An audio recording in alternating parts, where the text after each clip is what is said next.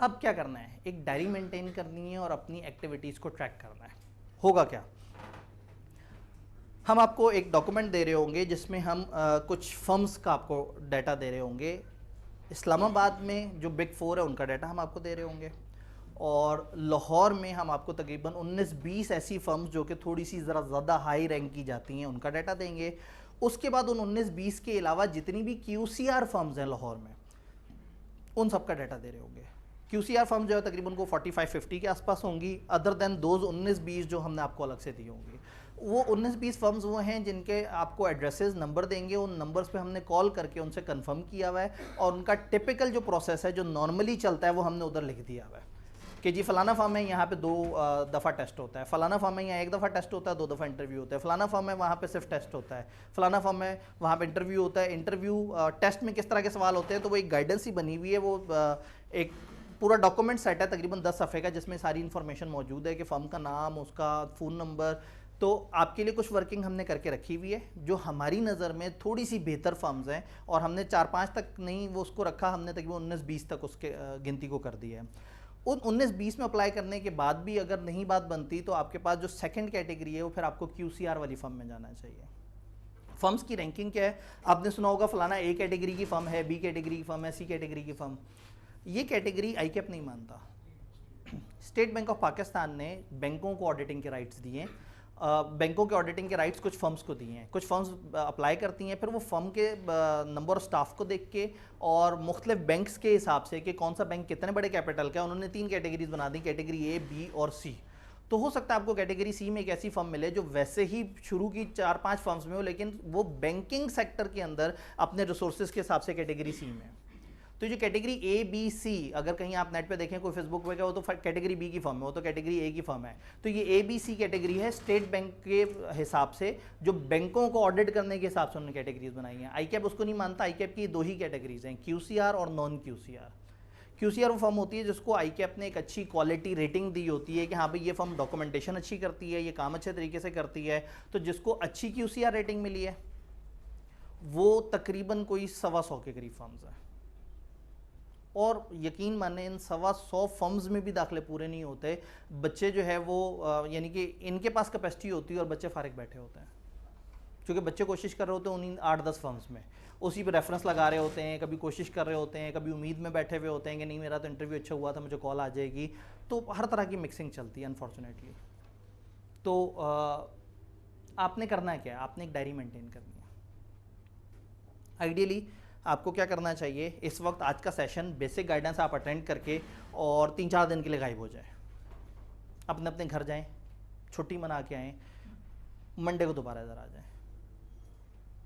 एक डायरी आपके पास मौजूद हो जिसमें कोई तकरीबन 40-50 सफ़े हों, 100 सफ़े भी हों तो कोई बात नहीं, बाद में आप उस पर कार्टून भी बना सकते हैं।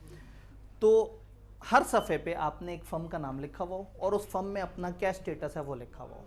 ये फर्म है, इस फर्म को मैंने कॉल की थी फलाना तारीख को, इन्होंने कहा था 2 हफ्ते बाद कॉल करना है, फिर हम आपको बताएंगे, तो वो स्टेटस लिखा हुआ आ रहा है। अगले सफ़े पे एक और फर्म का नाम आपने लिखा, उस फर्म में आपने कहा जिनको कॉल की थी उन्होंने कहा था हम रिजल्ट के बाद इंडक्शन करेंगे। यानी कि होता क्या है कि आप एक दिन में कई दफ़ा ना 11-11 फर्म्स को कॉल कर रहे होते हैं और ख़ुद ही को भूल जाता है कि टेस्ट का किसने बोला था, किसने इंडक्शन आफ्टर रिजल्ट बोली थी। तो आइडियली एक डायरी मेंटेन करें, एक दफ़ा मंडे की सुबह निकलें और लाहौर में कोशिश करें उन सारी फर्म्स में फिजिकली चक्कर लगा लें और उन सबको वो पूछें जी आपका क्या प्रोसेस है। कोई कहेगा जी इंटरनेट पे आपने CV ड्रॉप करनी है, कोई कहेगा जी हमारी वेबसाइट पे ये ऑप्शन आ रही है, कोई कहेगा हमें फिजिकल CV चाहिए, कोई कहेगा भाई आप कहाँ आ गए, अभी तो रिजल्ट ही नहीं आया। तो अलग अलग फर्म्स का अपना मिजाज होता है। बहुत सारी फर्म्स रिजल्ट से पहले प्रोसेस शुरू कर देती हैं, लेकिन majority of the firms result के बाद प्रोसेस शुरू करती हैं। बट बहुत सारी फर्म्स ने वो एक शुरू का एक बेसिक प्रोसेस रिजल्ट से पहले कर लिया होता है, टेस्ट लेके रख लेते हैं, फिर रिजल्ट के बाद जिनका क्लियर हो गया होता है उनको फिर वो इंटरव्यूज़ वगैरह के लिए बुलाते हैं। तो इसका ये मतलब नहीं कि आपने रिजल्ट तक सोते रहना है, रिजल्ट से पहले पहले एक्टिव रहना है और रिजल्ट के बाद तो सुपर एक्टिव हो जाना है। तो एक डायरी मेंटेन करनी है। हम आपको जो लिस्ट प्रोवाइड कर रहे होंगे उसमें वो शुरू की 18-19-20 फर्म्स नज़र आ रही होंगी, आपने उसमें अप्लाई करना है। फिर आपने देखना है कि आपकी अपनी सिचुएशन क्या है। अगर आपकी बहुत ज़्यादा अटैम्प्ट्स हुई हैं और आपको लगता है कि आपकी अटैम्प्ट्स के आसपास का आपका जो सीनियर जो आपका ही रूममेट है उसको कोई 20वीं 22वीं 23वीं फर्म मिली या उसको बड़ी मुश्किल से फर्म मिली, तो ठीक है, फिर आप भी वो QCR वाली में भी अप्लाई कर दें। तो ये मसला नहीं होता कि फर्म नहीं मिलती, मसला ये होता है कि हर किसी को शुरू की 8-10 फर्म्स चाहिए होती हैं। तो हमने भी उस कैटेगरी को बढ़ा के पहले 19-20 तक किया है, आपने उसको कोशिश करके फिर उसके बाद उससे अगले स्टेप में जाना है। डन जी। कितनी नंबर ऑफ अटैम्प्ट्स को बहुत ज़्यादा में कंसिडर करेंगे? असल में बात ये है कि एक ख़ास टाइम के बाद जो है ना बात बराबर हो जाती है। फॉर एग्जांपल 7-8 अटैम्प्ट्स से ऑनवर्ड आगे जितनी भी अटैम्प्ट्स हों वो सब के सब तकरीबन एक ही कैटेगरी में आ जाते हैं। बहुत कम अटैम्प्ट्स होती हैं 3, यानी 3 अटैम्प्ट ज़्यादातर होती हैं कि एक फास्ट ट्रैक में एक पेपर उठाया, फिर 3 पेपर उठाए और फिर 4 पेपर उठा के दे दिए।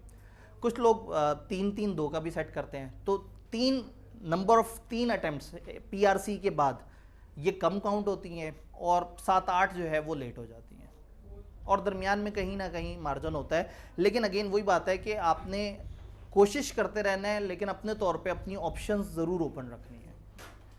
अक्सर क्या होता है, आपको एक फर्म बुलाती है ज्वाइनिंग देने के लिए, आप कहते हैं नहीं मैं तो अभी वो फलाना फर्म में मेरा वो सिफारिश चलेगी तो मेरा वहाँ हो जाएगा, पता लगता है उधर भी नहीं होता और इधर से भी जाते हैं। 2 महीने का प्रोबेशन टाइम होता है। अगर एक आपको फर्म बुला रही है, आपको ज्वाइन करवा रही है, तो 2 महीने में किसी भी दिन 1 डे नोटिस पे वो आपको छोड़ सकते हैं, 1 डे नोटिस पे आप उनको छोड़ सकते हैं। Registration starts after 2 months. वो 2 महीने पीछे से रजिस्टर करते हैं, लेकिन 2 महीने कम से कम गुजारने के बाद जब उन्हें लगता है कि ये टिक गया बंदा हमारे पास और ये हमारे काम का है, तो फिर वो आपको रजिस्टर करते हैं। तो इसका मतलब ये है कि if you have an opportunity और आपको मुनासिब अपॉर्चुनिटी लग रही है, आपको ज्वाइन कर लेना चाहिए। ज़रूर कोशिश करते रहें तो उधर, लेकिन जो हाथ में ऑप्शन है उसको ज़ाया नहीं करना। डन। तो ये काम आपने करना है कि लाजमी उसको ट्रैक करना है अपनी एक्टिविटीज़ को, और इसको मोबाइल पे ट्रैक नहीं करना। ऐसा ना हो कि आप एक व्हाट्सएप मैसेज बना के अपने आप को ही कर देते हो या एक टेक्स्ट मैसेज अपने आप को भेज देते हो। इसको बाकायदा फिजिकल कागज़ पे प्लान करें ताकि आप जो है वो हर दिन या हर 1-2 दिन बाद उसे देखें कि वहाँ पे क्या चल रहा है। इस दौरान कई दफ़ा लाहौर में रहना बड़ा ज़रूरी होता है। अचानक से एक शाम कॉल आती है कि जी कल सुबह आपका इंटरव्यू, आप आ जाएँ, और आप उस वक्त कहीं बैठे होते हैं अपने गाँव में। उस गांव से उस टाइम पे आपके लिए निकलना मुश्किल होता है। आप कहते हैं अच्छा जी अगर मैं कल शाम में आ जाऊँ या परसों आ जाऊँ, वो कहते हैं अच्छा चले इस बच्चों को टाइम है, किसी और बच्चे से रब्ता कर लेते हैं। तो थोड़ा सा रेडीली अवेलेबल रहना है। हाँ, जब आपको यकीन हो जाए कि हाँ भाई मैंने सारी फर्म में अप्लाई कर दिया है और जहाँ जहाँ हो सकता था अप्लाई कर दिया और बाकी कह रही हैं कि रिजल्ट के बाद अगर आप हैंड्स ऑन कोर्सेज नहीं दे रहे तो फिर घर चले जाएं। अभी हैंड्स ऑन कोर्सेज भी तो एक खिचड़ी है ना बीच में, सबके लिए नहीं है। शायद कुछ लोगों ने उस टाइम पे इमरजेंसी में एडमिशन लेके उसको सर्टिफिकेट ले लिया था, लेकिन जिनका भी पेंडिंग है उनके लिए this is the only time जिसमें वो हैंड्स ऑन कोर्स कर सकते हैं। जी जी, हैंड्स ऑन कोर्सेज का सेशन के एंड तक मैं आपको जिस तरफ लेके आ रहा हूँ वो यही होगा कि आपको 2 स्किल्स बहुत ज़रूरी हैं फर्म में जाने के लिए। एक स्किल ये है कि आपकी प्रेजेंटेशन बहुत अच्छी हो, दूसरा आपको सॉफ्टवेयर से डील करना अच्छा आता हो, और वो सॉफ्टवेयर जो सबसे ज़्यादा इस्तेमाल होता है वो एक्सेल है ऑर्गेनाइजेशंस में। चाहे वो जितना मर्जी आईटी पे चल रहे हैं, जितना मर्जी उनके अपने सॉफ्टवेयर बने हुए हैं, एक्सेल के बगैर अकाउंटेंट्स का गुजारा नहीं होता।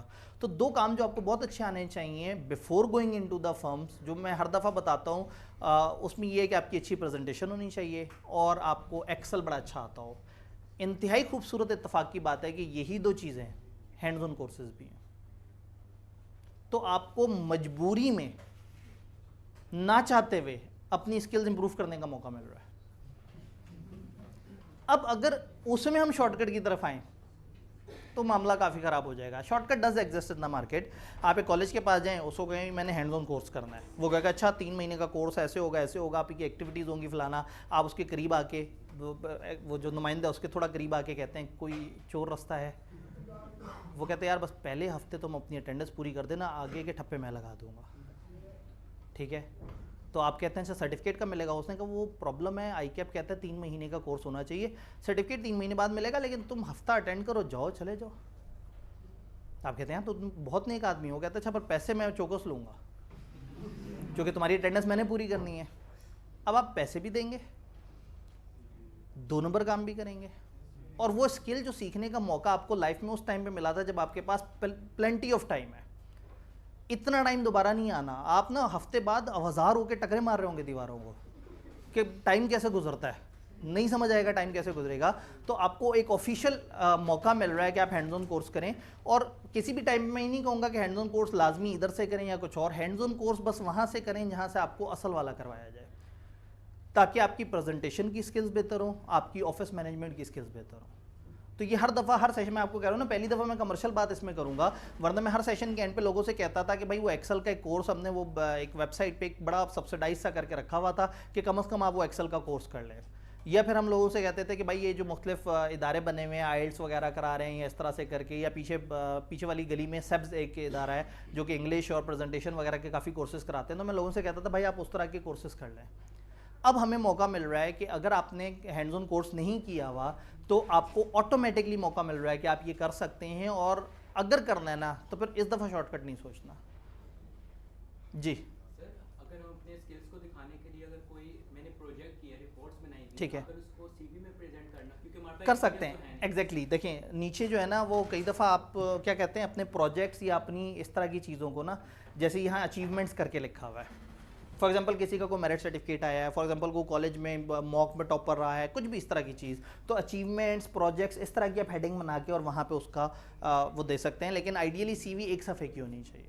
एक सफे में हाँ, तो उसे ज़रूर वो करें। मतलब उससे क्या होता है कि उन्होंने ये देखना होता है कि जो हमारे पास लोग आ रहे हैं वो बिल्कुल रॉ तो नहीं है। तो अगर आपने कहीं भी कोई काम किया, आपने टीए के तौर पे कहीं काम किया है, आपने कोई किसी नॉट फॉर प्रॉफिट इदारे के साथ मिलकर कोई थोड़ी सी एक्टिविटी की है, कम से कम उसको अपनी सीवी पे दिखाएं ताकि उन्हें लगे कि हाँ ये बिल्कुल रॉ रिसोर्स नहीं है, इसने इससे पहले कुछ ना कुछ ऑफिस से मिलते जुलते काम किए हुए हैं, तो आप उसको प्रेजेंट कर सकते हैं।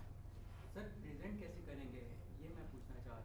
देखें ना, जैसे आप यहाँ पे जिस तरह से अचीवमेंट लिखा है ना, आप यहाँ पे लिख दें प्रोजेक्ट्स अकम्प्लिश्ड, और नीचे उसकी एक पैरा में डिटेल दे दें जिसमें काम की बात जो है वो उसको बोल्ड कर दें। और अगर इन केस अगर वो मांगते हैं इंटरव्यू के दौरान, तो मैं जिस दिन इंटरव्यू के लिए आप जाएं उस दिन आपके पास एक फ़ाइल मौजूद हो जिसमें कुछ एडिशनल डॉक्यूमेंट्स भी हों, चूँकि ज़ाहिर है वो additional document at the time of CV तो आपसे नहीं मांग रहे, लेकिन उस टाइम पे अगर वो कहें अच्छा ये आपने लिखा हुआ है, ये एम ही लिख दिया या किया भी, आप कहेंगे सर ये देखें ये मैंने इस तरह से किया, ऐसे किया था। तो कलर प्रिंट होना चाहिए बिल्कुल, क्योंकि जी, अब आइडियली देखें, जहाँ तो अगर आपने सीवी देनी है 100 जगह तो फिर तो करें ब्लैक एंड वाइट कॉपी, लेकिन अगर आपने सीवी सोचा कि मैंने 10 जगह देनी है तो 25 रुपये की कलर कॉपी है।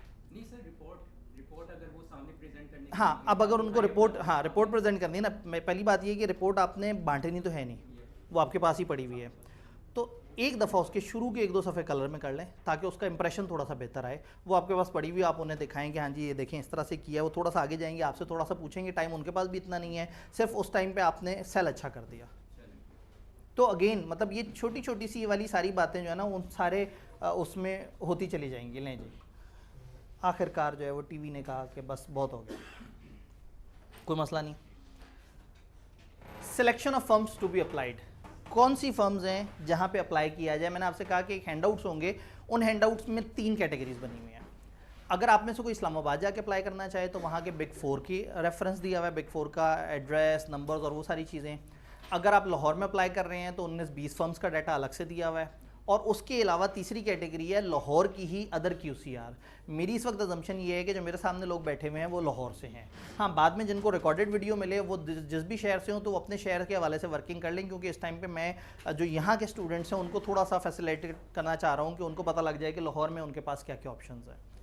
ठीक है, वो जो डाटा आपको मिलेगा, मैंने आपको बताया कि जो इस्लामाबाद वाली 4 फर्म्स हैं उनको हमने कंफर्म किया हुआ है, और लाहौर का जो पहला डाटा होगा 19-20 फर्म्स का, उसमें कुछ नंबर्स बोल्ड हुए हुए होंगे, वो नंबर्स होंगे जिन पे हमने कॉल करके कंफर्म किया कि उसी फर्म का नंबर है, और उनसे हमने प्रोसेस भी पूछा, और जो आज की डेट तक अप टू डेट प्रोसेस है वहाँ लिख दिया। हो सकता है बीच में 2-3 हफ्ते बाद वो अपना प्रोसेस चेंज कर लें। तो आपने क्या करना है, हमारी इन्फॉर्मेशन को स्टार्टिंग पॉइंट के तौर पर रखना है, और एक दफ़ा जो आपका फर्स्ट वर्किंग डे हो जिसमें आपने काम शुरू करना है, आपने उन सब जगह कॉल करके, या आइडियली अगर आप फिजिकली चले जाएं तो बहुत अच्छी बात है, चक्कर लगाएं, उनसे पूछें क्या प्रोसेस है, और उसके बाद अपनी बाइक पे बैठने से पहले या अपने घर के लिए निकलने से पहले डायरी पे लिख लें कि इस फर्म ने ये बताया था, इस फर्म ने ये बताया था। हर फर्म में जो भी आपका स्टेप चलता जा रहा है वो लिखते जाएं। तो एट एनी गिवन टाइम आप 5 मिनट में अपनी डायरी को ऐसे ऐसे करके देखेंगे और आपको पूरा पिक्चर क्लियर हो जाएगी, वरना एग्जैक्टली भूल जाता है कि वहाँ क्या चल रहा था, वहाँ क्या चल रहा था, उस फर्म ने क्या बताया था, उस फर्म ने क्या बताया था। थोड़े से हमारे तोड़ फोड़ के काम भी साथ से जारी हैं। तो जी, तो ये बात समझ आई। उन हैंडआउट्स में आपको फर्म्स का डाटा मिलेगा, उन हैंडआउट्स में आपको सीवी के कुछ डूज एंड डोंट्स के, क्या करना चाहिए क्या नहीं करना चाहिए, फिर इंटरव्यू देते वक्त के कुछ डूज एंड डोंट्स, कि आपने क्या करना है, किस तरह से करना है। तो ये छोटी छोटी सी बातें इसमें मौजूद हैं।